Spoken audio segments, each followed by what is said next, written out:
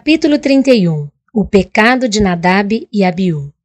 Por estarem embriagados, Nadab e Abiú cometeram pecado ao acenderem o incenso com fogo comum, quando deveriam tê-lo acendido com fogo sagrado.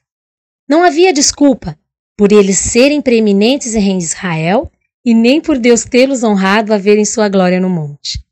Grandes bênçãos e privilégios nunca devem nos deixar despreocupados e dar liberdade ao pecado, pois Deus será exigente com todos nós. Nadab e Abiú não foram ensinados quando jovens a hábitos de domínio próprio. Arão foi intransigente, negligenciando disciplina aos seus filhos. Capítulo 34. Os 12 espias. As tribos hebreias, por estarem acampadas próximo à terra prometida, propuseram enviar espias para examinarem o país. Moisés apresentou ao Senhor e permitiu que fosse um representante de cada tribo para observar as vantagens da terra e trazer frutos dela. Após 40 dias, voltaram trazendo os frutos e informando que a terra é boa e muito fértil, e o povo se animou.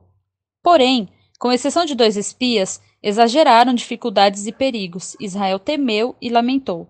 Deram lugar ao desespero covarde. Duvidaram do grande poder de Deus tantas vezes manifesto em prol da nação eleita. Ousadamente, Caleb fez tudo o que estava ao seu alcance para desfazer a má influência dos espias infiéis. Momentaneamente, o povo ficou em silêncio para ouvir e entendeu que ele não contradizia com o que já havia sido dito, afirmando que Deus prometeu a Israel a terra e disse: "Vamos a ela, é nossa herança, certamente venceremos."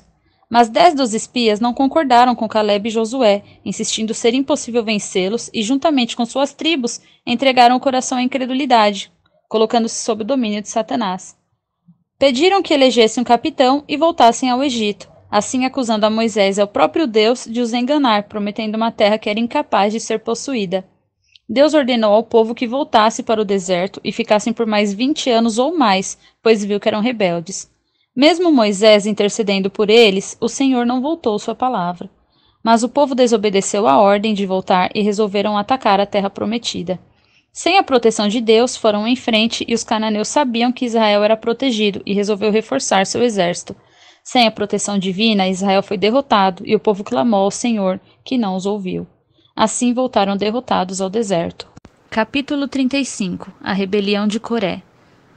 Coré e seus companheiros sentiam inveja de Moisés e Arão por conta do sacerdócio de ambos. Acreditavam que não era Deus que havia os colocado nesta missão, mas sim eles por conta própria, o que era um grande engano. Então tramaram um plano para que os irmãos perdessem o sacerdócio e eles o assumissem. Coré contou com a ajuda de homens importantes como os príncipes Datã e Abirã, além de toda a congregação. Logo que o movimento ganhou força suficiente, Coré apareceu diante do povo e acusou publicamente a Moisés e Arão. Moisés, surpreso e triste, porém calmo e forte, levantou-se e falou: "Amanhã pela manhã o Senhor fará saber quem é seu e quem é o santo que ele fará chegar a si." No dia seguinte, os 250 príncipes, com a direção de Coré, apresentaram-se com seus incensuários no pátio do tabernáculo, enquanto o povo se reuniu fora, acreditando que Coré sairia vitorioso. Então a glória de Deus apareceu diante da congregação no intuito de destruí-los. Mas Moisés e Arão oraram a Deus explicando que apenas um homem pecou, e ainda assim todos pagariam o preço. Moisés, por direção divina, ordenou ao povo: "Desviai-vos, peço-vos, das tendas destes ímpios homens, e não toques nada do que é seu, para que porventura não pereçais em todos os seus pecados." Acabando Moisés de falar, a terra sólida se abriu, e os rebeldes caíram no abismo com tudo o que lhes pertencia, e pereceram no meio da congregação. E após este acontecimento, o fogo que flamejou da nuvem consumiu os 250 príncipes que tinham oferecido incenso. Porém, ainda assim, a congregação que foi inteira participante do crime não se arrependeu dos pecados cometidos. Mas Moisés, como bom pastor que era, pediu que Deus não a destruísse completamente.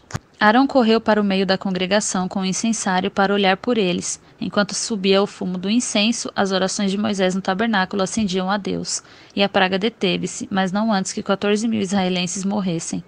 A congregação acreditava que Moisés e Arão tinham ocasionado a morte de homens bons através do poder de Satanás, e foi isto que selou a condenação deste povo.